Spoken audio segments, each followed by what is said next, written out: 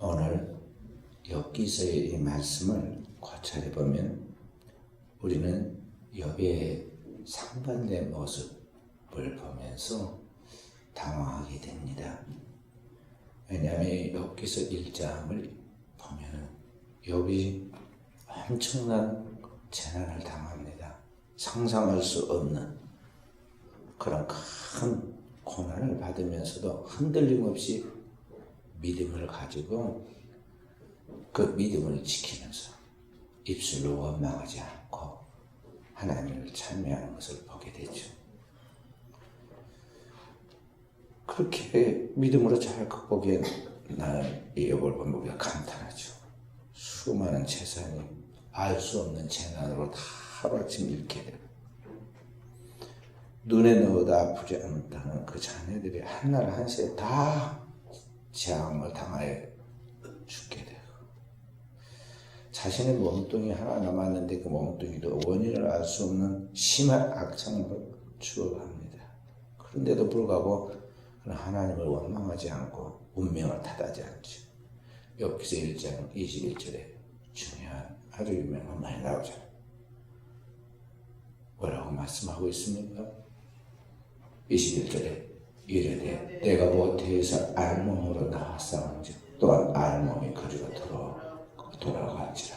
주신 이도 여호와시오 거두신 이도 여호와시오니 여호와의 이름이 찬송을 받으실지니이다. 아멘. 어쩜 그렇게 말할 수 있을까요? 다 잃어버렸는데 남아있는 게 단 한 가지도 없는데 그런데 어떻게 주신 이도 여호와시오 취하신 이도 여호와시오 여호와가 영광을 받으실지니이다. 내가 어머니 뱃속에서 적신으로 나왔어. 이제 죽는 것도 그렇게 빈 몸뚱이로 죽는 것이 당연하다. 그렇게 하면서 어떻게 그렇게 할 수 있냐는 거죠. 그렇게 하나님을 찬미하고 영광 돌리고 나아가죠. 그리고 그에 대하여 조롱하는 그 아내를 꾸짖기도 하는데 그 욥이 3장에 나와가지고 갑자기 태도가 바뀌어서 3장 1절부터 보니 자기 생일을 저주하니라. 자기 태어난 날 생일날 어때요? 다 생일을 축하합니다. 여러분의 핸드폰에 또는 인터넷 메일을 보면은요, 어떻게 알았는지 생일 축하한다고 그냥 많이 오잖아요. 당신의 단 한 번뿐인 생일 맞아서 축하한다고 그렇게 합니다. 그런데 여기 욥이 자기 생일을 저주합니다. 차라리 어머니 뱃속에서 태어나지 않고 유산되었더라면 얼마나 좋았을까. 사회에 예찬을 하고 있어요. 죽음에 대하여 노래를 합니다. 그 고상하고 당당하던 욥의 모습은 찾아볼 수 없고 이후에 보면 계속해서 욥이 막 강팍해지고 심지어 하나님과 한번 재판을 받고 싶다고 이야기를 하기도 하고 욥이 아닌 것 같은 그런 모습들을 합니다. 그 불경스러울 정도로 막 번민하고 항의하는 이 욥을 바라보면서 욥의 세 친구가 와가지고 참다 못하고 일주일 만에 드디어 입을 열어서 그 욥을 꾸짖습니다. 하나님이 죄 없는 자를 벌하시는 그런 분 아니시지 않느냐. 네게 뭔가 죄가 있으니까 하나님 매를 때렸지. 너 자신 보라고 가만히 생각해봐라 하고 친구들이 욥을 막 책망을 하기도 하죠. 욥은 절대 나는 그런 사람 아니라고. 난 그럴 짓 한 적도 없고 나는 하나님 앞에서 정말 판결받고 싶다. 그렇게 하면서 강팍하게 나아가죠. 그래서 여기 우리는 욥에 대해 혼란이 옵니다. 도대체 누가 욥인가 하는 거죠. 욥이 두 명인 것 같이 찬양을 드리는 욥과 원망을 쏟아내는 욥 둘 중에서 누가 진짜 욥인가? 그런데 가만히 생각해보면 이 둘 다 한 사람이잖아요. 이것도 아니고 저것도 아니고 이 둘 다 찬양하고 하나님 앞에 영광 돌리는 욥과 입술로 원망하는 이 욥이 둘 다 같은 사람입니다. 그렇다면 오늘 우리는 욥이 왜 이와 같이 그토록 견고한 믿음에 있는 사람 같고 환난을 당해서도 그렇게 믿음을 굳게 지키고 입술로 하나님을 원망치 아니하고 범죄 안 했던 이 욥이 왜 이렇게 변질되어 가는가를 바라보면서 왜 이렇게 되는가를 우리가 생각해 봐야 돼. 왜 그럴까요? 어떤 것이 진정한 욥의 모습일까요? 욥기서를 읽을 때 우리는 그런 것들에 대해서 깊이 생각해 봐야 합니다. 이 똑같은 사람인데 어느 때는 경건하고 어느 때는 아주 강박한 이 욥의 모습을 보면서 우리는 그 사람을 보면서 오늘 우리 자신을 생각해 보게 됩니다. 여기 욥은 한 사람인데 욥의 내면에 공존하고 있는 이 두 가지 자아를 보여주고 있는 것입니다. 그러니까 우리가 하나님을 믿고 거듭나고 나서도 그리고 반석 위에 서 있는 믿음 위에 서 있는 사람같이 보여도 오늘 우리는 이 욥과 같이 때로는 은혜가 충만하고 하늘을 오를 듯 하다가 때로는 떨어져서 저 지옥에까지 떨어질 만큼 강박하고 또 강박한 그런 존재가 잘 나갈 수 있는 아주 괴물 같은 나일 수가 있다는 것을 우리가 알아야 한다는 거죠. 우리가 거듭나서 그 마음속에 하나님을 믿고 나갈 때 우리의 하나님의 선을 추구하는 영적인 자와 함께 본래 우리의 옛사람, 우리 육신의 타락한 본성은 끊임없이 죄를 사모하고 행동하면서 거기에 충동당에 끌려가고 있는 이 육적인 자아. 그러니까 이 두 개의 자아가, 영적인 자아와 육적인 자아가 지금 여기에 공존하고 있는데 때로는 영적인 자아가 이렇게 고상하게 드러냈다가 때로는 육적인 자아가 막 밀려오는 파도처럼 우리를 덮고 세상을 어지럽히게 되죠. 그게 인간이에요. 인간입니다. 인간에 대한 이해를 보여주고 있는 심오한 하나님 말씀입니다. 이 책을 각색해서 독일의 문어 게테가 파우스트라는 책을 만들었다고 그랬죠. 현대 심리학과 영화에서 이 잘 표현한 명작들이 나오는데 뭐냐면 지킬 박사와 하이드라는 그 책입니다. 영화도 나왔어요. 자꾸 리메이크해서 나오고 있죠. 여기 지킬 박사와 하이드 보면은요, 낮이 되면 공부 많이 하고 아주 훌륭하게 사람들 존경받는 지킬 박사가 나옵니다. 근데 밤에 그 동네에 흉악한 뭔가가 나타나서 사람도 해치고 동물까지 해치는 그러는 사람이 뭔가 있는데 그 흉악한 하이드가 있는데 사실 이 두 개가 다른 존재가 아니라 하나예요. 낮에는 지킬 박사가 밤에는 하이드로 변합니다. 이 딜레마를 풀어가는 과정을 스릴감 있게 잘 묘사해서 사람들이 거기에 대해 자신의 어떤 내면과 공감을 느끼기 때문에 그 작품을 보고 안타까워하면서 매력을 갖고 보는 거예요. 작년에 나온 영화 중에 각종 상을 휩쓴 영화 어벤져스라는 작품이 있는데요.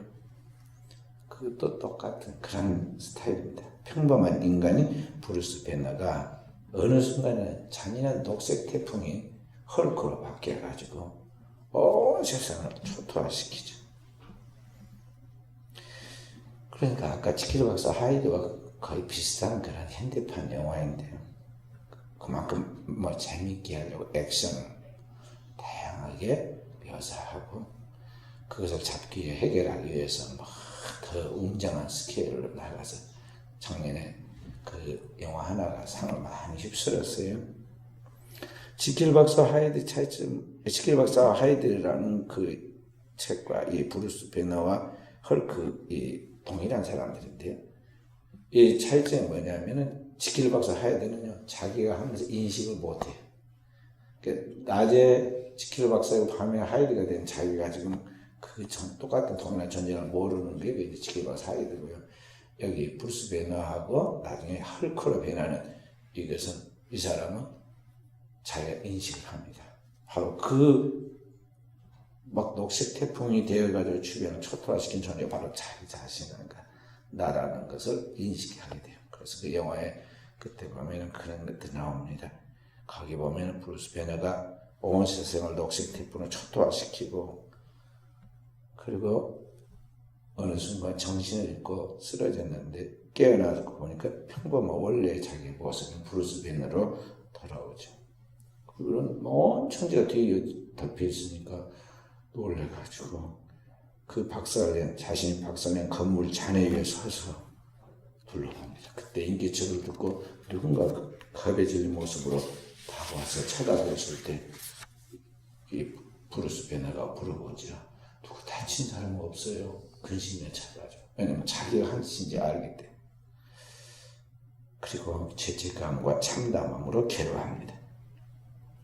이런 게 전부 다 어디서 따온 거냐면 인간의 심리에 대하여 지금 인간의 이중적 자의 모습, 때로는 인식하고 때로는 인식하지 못하고, 이런 것들에 대하여 이 성경의 모티브가 돼가지고 거기에서 따와서 소설도 영화도 만들어가지고 지금 나타나고 있죠. 그래서 오늘 우리는 이 성경의 욥의 생애를 통해서뿐만 아니라 오늘 우리 안에도 이런 나의 내면에 상반된 두 개의 자아가 있다는 걸 인식해야 돼. 인간에 대한 이해, 진정한 인간을 이해하려면 그걸 알아야 돼. 사람들은 그렇게 생각 안 합니다. 때로는 고상하고 하나님의 은혜 가운데 있는 것 같은 내가 때로는 괴물처럼 변화해서 온 세상을 막 망가뜨리는 괴물 같은 나의 모습을 알아야 하는데 그렇게 생각을 안 한다는 거죠. 다 자기를 비화해서 멋진 대단한 훌륭한 자신으로 생각하고 살고 싶어하고 그렇게 산다는 거죠. 그래서 나는 괜찮아요. 다른 사람의 문제다. 늘 다른 사람들 타인에 대하여 우리는 그의 티끌을 막 찾아내가지고 드러났다 하면은 그때부터는 막 공격을 하고있죠. 과거에는 한 지역만 사람들만 손가락질이 했습니다. 지금은 인터넷 시대고요. 지구가 한 동시에 움직이니까요. 한 지구 전체가 그냥 공격을 하죠. 트럼프가 하는 것을 우리하고 그렇게 큰 상관도 없는데 막 우리나라 사람들도 공격하고 전 세계가 공격하고 그러잖아요. 역시 마찬가지예요. 요새는 정말 행동거지가 참 힘들죠. 조심해야 하는 그런 상황인데 사실 조심해야 조심이 되나요? 아예 민초처럼 평범하게 사람들 눈에 안 드러나면 괜찮은데만 딱 일단 사람들의 시선을 받고 드러나는 순간에 그냥 온 세상이 공격을 받을 줄 알아야 돼. 오늘 우리가 우리 자신을 가만히 생각해 봅니다. 상반된 내 자아를 생각해 보라는 거죠. 우리는 때로는 굉장히 무식하고 너무나 이상한 말들을 합니다. 그리고 나답지 않은 행동을 하죠. 그리고 나중에 생각해보면 그렇게 바보스러울 수가 없어요. 내가 왜 그런 생각을 하고 그런 말을 했을까? 내 입을 찌르고 싶고 내 자신을 막 어떻게 하고 싶을 정도 그런 우리의 모습을 보죠. 다른 사람들이 할 때 보면 아유 저렇게 바보 같은 저렇게 어리석은 그렇게 손가락질 했으면서 그 사람이 바로 내가 되어가지고 그런 행동을 하고 말한다는 거죠. 그래서 지킬 박사 하이드가 똑같은 사람인데 자기 자신에 대하여 절대 자기가 하이드라는 걸 생각 못하고 부정하듯이 사람들이 말해도 그건 내가 아니라고 생각합니다. 언제나 그것은 내가 한 일이 아니라고 그렇게 생각하죠. 그래서 법정에서 사람들이 자기를 변호할 때 제일 하는 말이 뭐냐면 술이 나를 그렇게 만들었다. 또 법에서도 그걸 대충 용인을 해줍니다. 그러니까 술에 너무 취해가지고 자기 심신을 제약할 수 있는 그런 힘이 없어가지고 심신 통제 능력이 없어 그렇게 되었나라고 넘어가죠. 그러면 이게 이제 조금 무마가 되고 힘이 감량이 되는 거예요. 법의 약점이죠. 그러면 또 뭐 합니까? 내가 아니라 나를 움직이는 따로따로 원인이 있었는데 우리 부모가 나를 학대해가지고 폭행하고 내가 늘 그렇게 자랐기 때문에 오늘 내가 이런 사람이 된 것이다. 뭐 이야기로 사회가 그러하다고 이야기하고 자꾸 책임을 전가하고 변명을 하죠. 아담과 하와가 범죄할 때부터 있었던 그런 인간의 방법들. 그래서 오늘날 우리는 이 자기에 대한 정확한 자기인식을 못하고 있어요. 끊임없이 인간은 그럽니다. 그 성경에 보면 너를 봐라. 내 눈에 들보가 있단다. 남의 눈을 티를 보지 마라. 너 내 들보를 직시해라. 그렇지 않고 자꾸 꾸미고 있으면 너는 외식하는 사기와 바라시행이다. 회치나 무덤이다. 너는 희망 없다. 지옥 간다. 주님 말씀하시잖아요.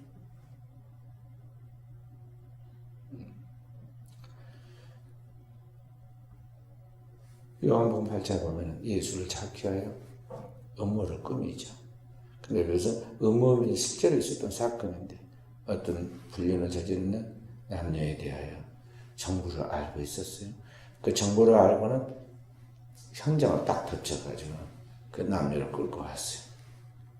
특히 고대에는 모든 책임 전가를 여자들에게 시키기 때문에 여자를 끌고 와가지고 아침 일찍 새벽기도 마치고 나오신 예수에게 그 여자를 막 거의 보면 반을 막 옷이 찢기고 막 그렇게 되어서 비참한 모습의 여인을 탁 갖다 놓고 시험하잖아요. 이 여자가 현장에서 가늠하다가 현장에서 잡혔는데 성경에 율법에 이런 여인은 돌로 치라 했습니다. 당신은 뭐라고 말하겠습니까? 어떻게 하겠습니까? 예수를 시험했죠. 만약에 돌로 치라고 하면 사랑이 없다고 당연히 사랑을 말하면 사랑이 없다고 할 것이고 그 다음에 만약에 율법대로 돌로 치라 하면 그렇게 할 것이고 사랑이 없다고 것이고 만약에 사랑으로 용서해 줘라 그러면 당신 율법을 범했으니까 당신은 똑같은 죄인이다. 당신 죽어야 한다. 그렇게 공격할 참이잖아요. 상당히 영리하게 예수를 이제 잡아서 약점을 잡아서 이제 공격하려고 다 아주 만반의 준비를 해놓고 내놓으라 하는 율법학자 서기관 바리새인들이 아침부터 다 아주 대기하고 있다가 딱 와서 공격을 합니다. 그때 주님께서 뭐라고 말씀하십니까? 그렇죠.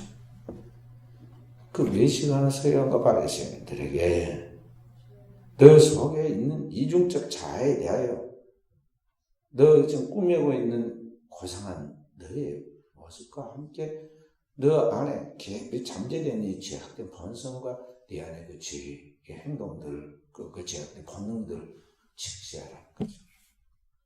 그걸 눈 띄워줘요. 돌로 쳐라. 그러나 죄 없는 자가 돌로 쳐라. 그러니까 저희가 다 양심의 가책을 받고 나이 많은 자부터 나이 적은 자까지 다 떠나고 한 사람도 남지 않았다. 나중에 끌려온 여인과 예수님은 거기 나고 다 떠나가고 그래서 그렇게 요란하게 막 와글와글 와서 지금 온 동네를 떠들썩하게 된 사람은 어디로 다 갔을까요? 인간의 본질이 자신의 이 죄를 직시할 때 내 속에 그 여인 못지않은 그런 죄악성이 그런 죄악된 행동의 결과들이 다 내재되어 있다는 것을 알기 때문에 성령의 그좀 마치 빛을 조명에 다 비춰주는 거예요. 주님께서 참 빛이시잖아요.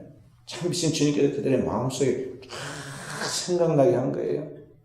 눈앞에 파노라마처럼 보여지게 하고 거기에서 그 막 성령의 감동하니까 막 떨림이 온 거예요. 더 이상 어찌할 줄 없는. 아까는 악의 격동과 충동과 자기 자아가 막 자기가 너무 막 왕성해가지고 돌을 준비해가지고 막 내려치려고 했어요. 예수와 함께 그 여인 다 쳐서 죽이려고 했다고요. 근데 그들이 그 손으로 부들부들 떨고는 돌 다 내려놓고 누가 가라고 한 사람도 없는데 사금사금 다 빠져나갔어요. 그림자가 물러가듯이 어둠이 물러가듯이 다 떠나갔어요. 주님은 그 여인에게 말씀합니다. 너를 정죄한 자들이 없느냐? 한 사람도 없나이다.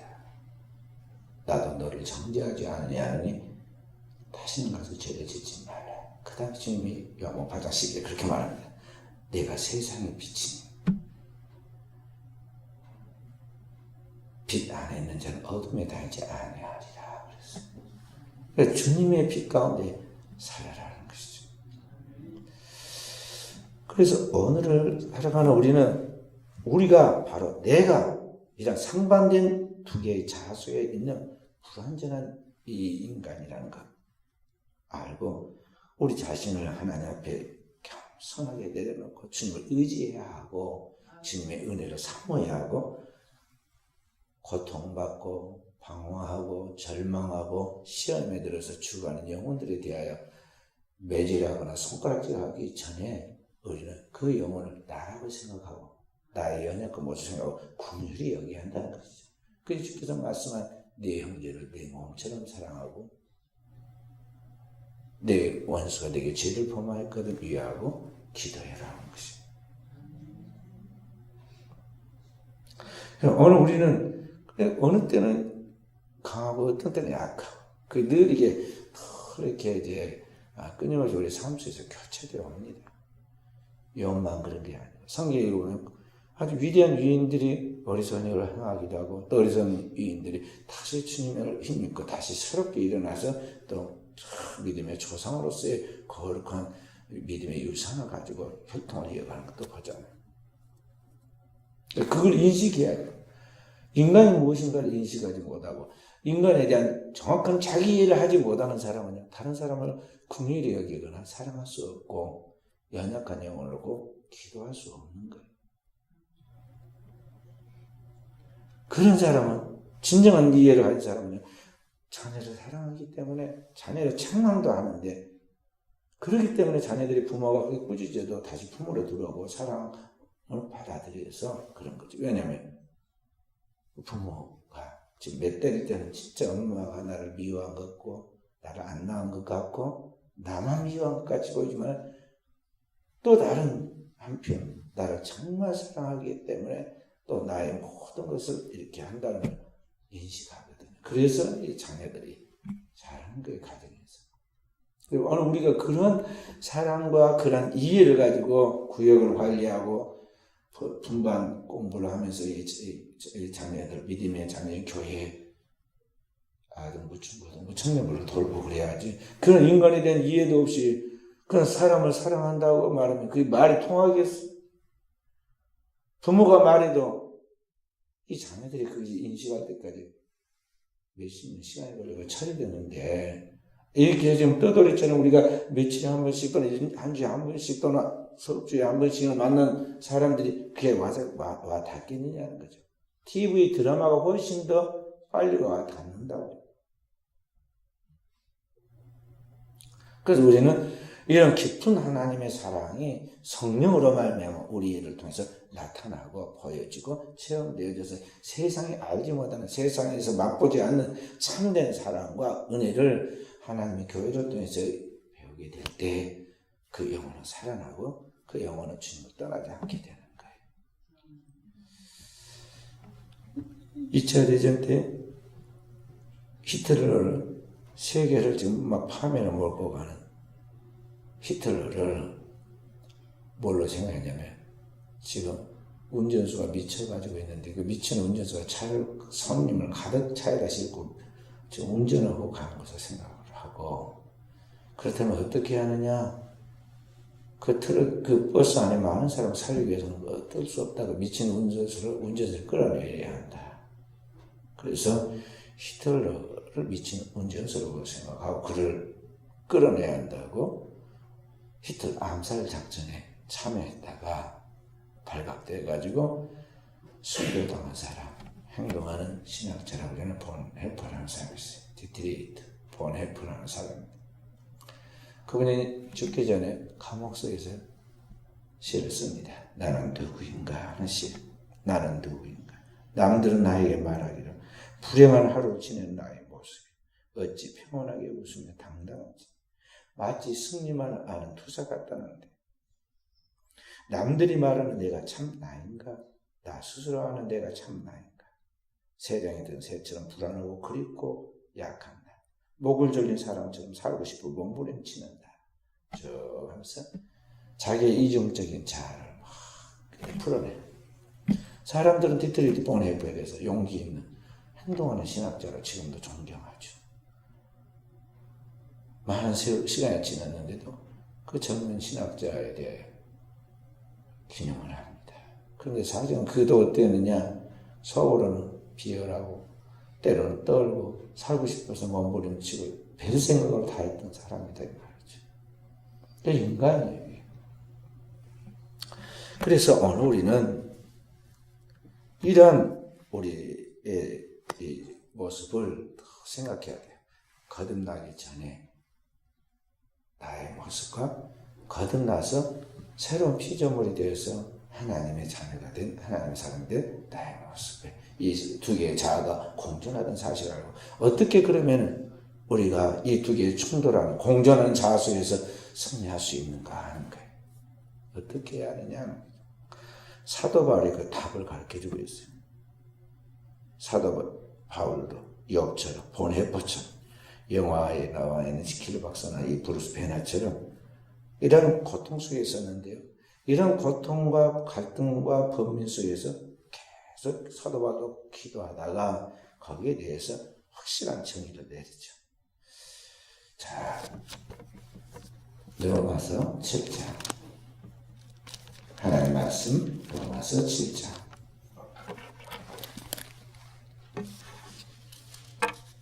여기 보면 19절에 그렇게 말합니다.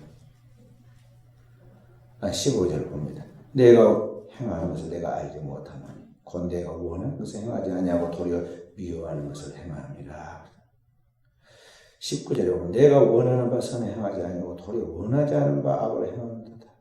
그리고 우리가 사도 바울을 유럽에 가면 성우 바울 성당 그러면서 성자라고 그러면 성자. 그런데 이 사도 바울 실제의 모습은 그렇지 않다는 거죠.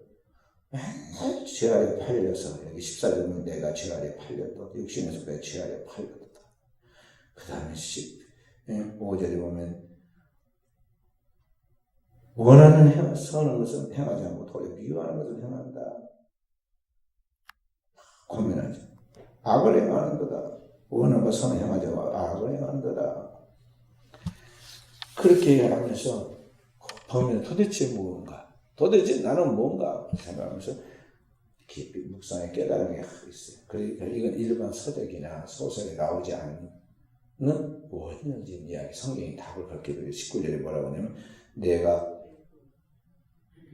이제 20절에 말씀은 만약 내가 원하지 않는 것을 하면 이를 행하는 자가 내가 아니요 내 속에 거하는 죄인이라. 죄인이라.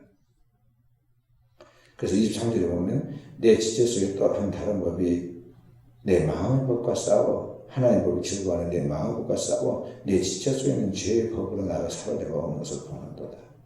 그래서 24절에 괴로워하지 오호라 나는 공고한 사람이로다. 이 사망의 몸에서 누가 나를 감싸내려. 여기 우리 인간은 늘 이 두 개의 자아 속에서 항상 이 육신에 지는 거예요. 저도 괴로워하죠. 근데 여기서 끝이 나는 게 아니고 이후에 승리하는 모습들을 보여주죠. 그럼 어떻게 이 죄에서 우리가 승리하고 어떻게 거듭난 영적인 자아가 이 육체의 옛사람과 싸워서 승리할 수 있느냐 하면서 25절에 우리 주 예수 그리스도로 말미암아 하나님께 감사하리로다. 오늘 내 안에 분노 조절 장애와 같은 인간의 이중적인 자아의 문제를 일으키는 원인을 세상은 답을 밝히지 못하고 늘 그런 딜레마를 영화로 소설로 쓰고 있지만 그게 뭔가 성경을 사도 바울은 밝혀내서 내 안에 타고난 그 죄성 나로 하여금 죄 짓게 만드는 그 원흉인 원수 마귀로부터 나로 하여금 죄를 짓게 만들어서 내 속에 흐르고 있는 내 피 속에 흐르고 있는 그 죄의 근성 그게 나를 지금 범죄하게 하는데 이 문제를 해결하는 것은 어떤 철학적이거나 신학적인 학문을 가지고 된 것이 아니고 도덕적이고 윤리적인 고상 교양과 종교적인 수양화 된 것이 아니고 그것을 처리하는 것은 바로 하나님의 보내신 하나님의 예수 그리스도를 통해서만 이 문제가 완전히 해결되고 승리한다는 것입니다. 오늘 인간의 죄의 문제는 간단한 문제가 아니라 도덕과 그런 양심과 인간의 어떤 고상한 철학과 윤리와 수양화 되는 게 아니라 이 인간의 근본적 이 죄의 문제는 영적인 것인데 이것은 땅에 있는 죄를 가진 어떤 사람이 해결할 수 있는 것도 아니고 어떤 종교적인 사람이 해결할 수 있는 것도 아니고 심지어는 하늘의 천사가 해결할 수 있는 것도 아니다는 거예요. 왜 그러냐? 인간은 근본적으로 타고난 모든 죄인이고 하늘의 천사들도 하나님이 지은 불완전한 피조물이고 영적인 존재일 뿐이지 이 문제를 근본적으로 해결할 수 없다는 거죠. 인간의 이 문제는 바로 이 문제를 해결할 수 있는 분은 우리를 창조하신 그분인데 하나님 본체이신 하나님 그분 자신이신 하나님의 아들 예수 그리스도가 오셔서 우리의 죄와 허물을 그 몸으로 담당하시고 성령으로 말미암아 이 땅에 잉태된 예수 그리스도가 우리의 모든 죄와 허물을 다 담당하여 십자가를 지고 영원한 속죄의 피를 흘림으로 우리를 대신한 대속물이 되어 속죄함으로 하나님 앞에 그 모든 죄의 문제를 해결하셨다는 것입니다. 그것이 요한복음 1장 19절에 세상 죄를 지원한 하나님의 어린 양이라는 말이고 마가복음 10장 45절에 인자에 온 것은 많은 사람의 대성물이 되기 위하여 오셨다는 말씀의 의미고 이사야서 3장 6절에 우리의 연약함을 짊어지고 주님께서 우리가 다 각기 제 길을 갔을 때 우리의 죄를 그가 담당하셨다. 우리는 다 양 같아서 각기 제 길로 갔거니 여호와께서 우리의 죄를 담당하셨다. 이사야 3장 5절에 어떻게 담당했냐? 그 찔림으로 상함으로 채찍에 맞음으로 그렇게 우리의 죄를 담당하셨다고 말씀하고 있는 거예요. 그렇게 해서 오늘 하나님 앞에서 주님께서 흘린 피로 영원한 속죄가 완성되었고 그리스도 예수의 그 흘린 피를 통해서 우리가 하나님 앞에 모든 죄가 다 처리됐다는 것입니다. 그래서 주님께서 십자가에서 외친 다 이루었다. 테텔레스 다라는 말이에요.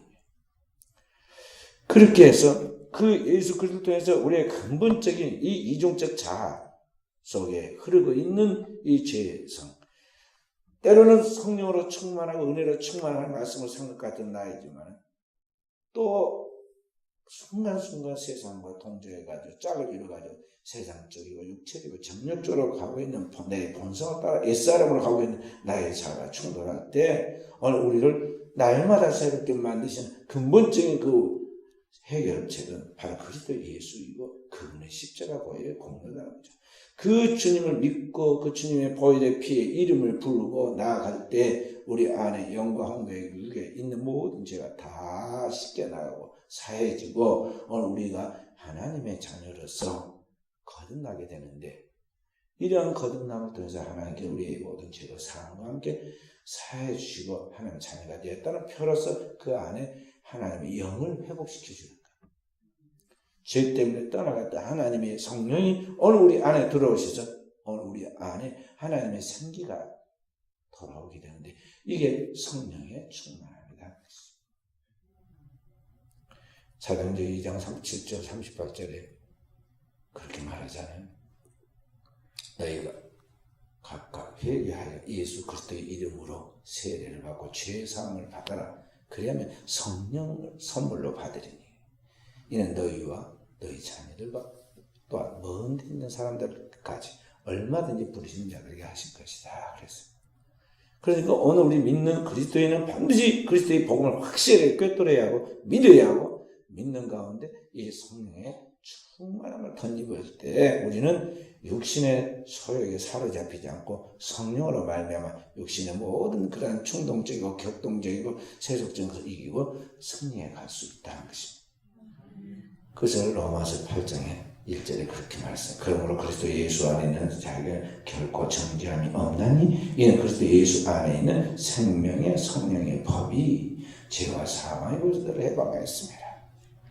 그러니까 우리 주 예수 그리스도로 말미암아 우리가 승리하고 감사하는데 그렇게 만드는 작용이 뭐냐면 그리스도 예수로 말하는 모든 죄가 사해졌으므로 정죄함이 없어졌고 그리스도 예수 안에는 뭐가 있느냐? 그 안에 생명의 성령이 있다. 태초에 하나님이 사람을 지고 그의 생기를 불어넣을 때 사람이 생명이 되고 살아있는 존재가 되어 영적 존재가 되어 하나님의 형상과 모양이 되어 만물을 다스려 정복하였던 것 같이 이제는 하늘과 땅과 그 가운데 모든 만물을 다스려 정복할 수 있어 완전한 그런 치유와 회복과 구원이 이루어지거나 우리 하나님의 백성들은 이 하나님 그리스도 예수 믿는 믿음 안에서 그 부어주는 성령으로 말미암아 이와 같은 완전한 해방이 이루어진다 이 말이죠. 이것이 그리스도인의 정상적인 모습이고 생활이에요.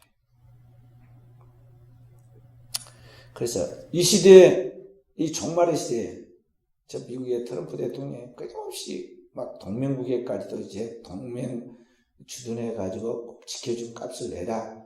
원금은 말할 것도 없고 이자 또 거기에다가 지금까지 낸 것보다 절반을 더 내서 50%를 뭐 내라 그랬더니 자국에서 지나치다고 막 비판하잖아요.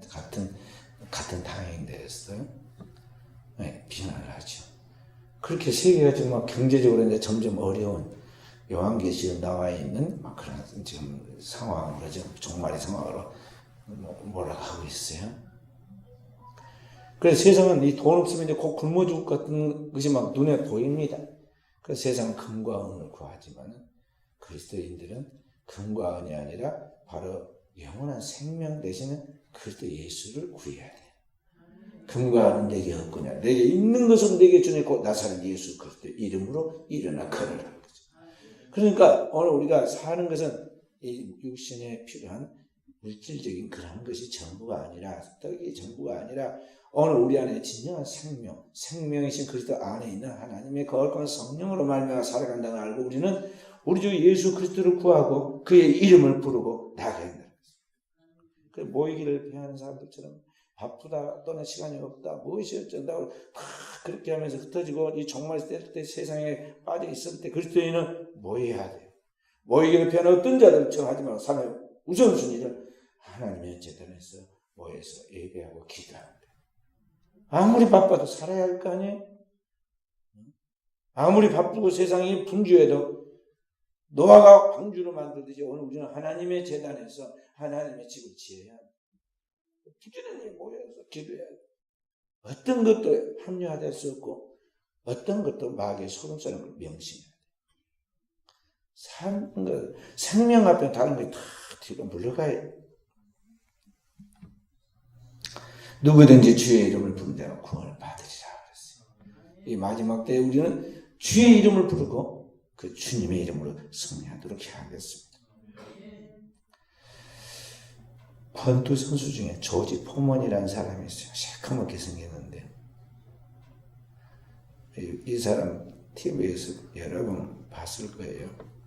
이분이 24살에 가난과 모든 역경을 극복하고 세계 헤비급 챔피언이 돼가지고 오랫동안 지배했죠. 그러다 나중에 은퇴했어요. 원래 운동선수들은 30살이 넘으면 이제 늙어가지고 운동 못 한다고 그래요. 운동 그 기능이 떨어져가지고. 그 노장팀에 그래서 대개 보면 30살 되면 바로 은퇴합니다. 축구선수가 됐든 다른 선수들도 마찬가지. 그런데 이 선수가 은퇴했다가 10년 후에 다시 링으로 돌아와서 45세에 늦은 나이죠. 할아버지, 운동선수 할아버지 나이에 와가지고 다시 챔피언이 됐어요. 세계에 깜짝 놀랐는데 더 놀라운 일이 생겼어요. 그게 뭐냐면요. 나중에 다 내려놓고 목사가 됐어요. 다 부귀영화 다 내려놓고 명예 내려놓고 목사가 되었습니다. 그거 책을 썼어요. 링에서 쓰러졌을 때 당당하게 일어서라. 그런 책을 썼어요. 사람들이 너무나 실패와 좌절 속에서 막 방황하니까 용기를 주려고 그 책을 쓰는 거예요. 인생에서 무언가를 이루고 싶다면 인생의 중요한 결정은 남이 대신해 주기를 기대하지 마라. 당신 자신이 과감히 나서서 행동을 시작하라. 그리고 목표를 이룰 때까지 인내심을 갖고 추구한다면 어떤 목표도 성취할 수 있다. 결심과 인내로 몰아붙이는 것이 성공의 비결이다. 자기의 체험을 가지고 인생을 이렇게 살아가라고 지금 젊은이들에게 교훈을 해주죠.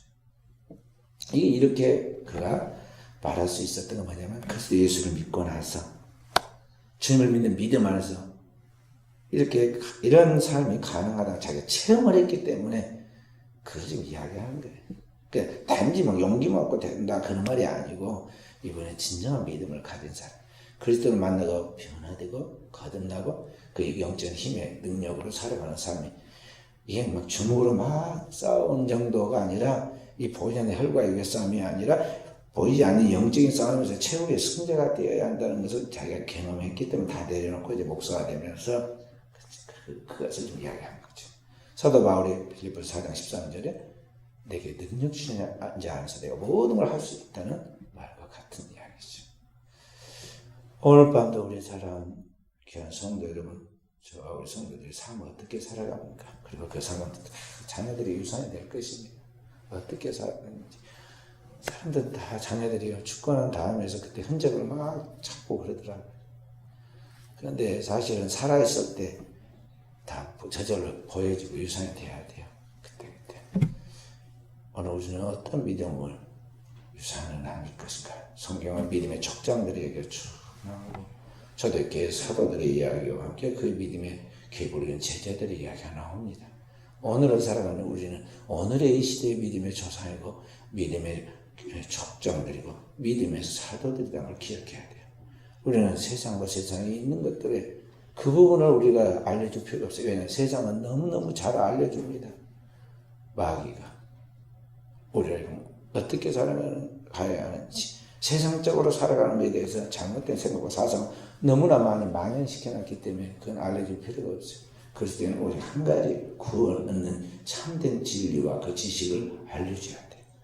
그러려면 내가 진리 안에서 정립하고 굳게 서 있어야겠고 그 진리를 따라 살아감으로 주님의 나를 따라오너라 말씀하신 까지 오늘을 사는 우리가 내가 그리스도를 본받은 것에도 나를 본받으라고 말하면서 나아갈 수 있는 길인 것이죠.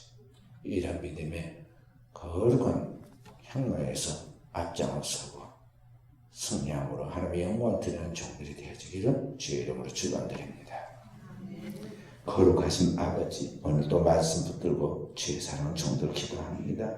주님, 우리의 모습, 우리의 실체를 하나님의 말씀의 조명과 진리의 지식의 분별력으로 잘 분별해서 우리들의 이중적인 이 자아의 현실을 직시하고 인식하게 해주시고, 때로는 주님을 닮은 모습, 때로는 주님과 상관없이 마귀적으로 나아가는 나의 부패하고 타락한 모습의 이중적 자아를 가지고 있는 우리의 현실에 깊이 절망하고 고민하게 해주시고, 애통하는 그 영혼에게 오늘도 우리의 생명과 구원에 대해서 영원한 구속의 은혜를 베푸신 우리 주 예수 그리스도 예수로 말미암아 모든 죄를 사하시고 부으신 그의 영의 성령의 공급하심을 죄인들이 깨닫고 날마다 주님 앞에 나와 기도하고 주의 말씀에 순종하고 복종하고 충성할 때 오늘도 주의 백성을 도와서 일하시는 하나님의 영광이 자손만한데 그리고 이 지역과 민족과 세계 속에 나타나게 하사 승리함을 경험하게 하옵소서. 모든 말씀을 구주 예수님 이름으로 기도하옵나이다. 아멘.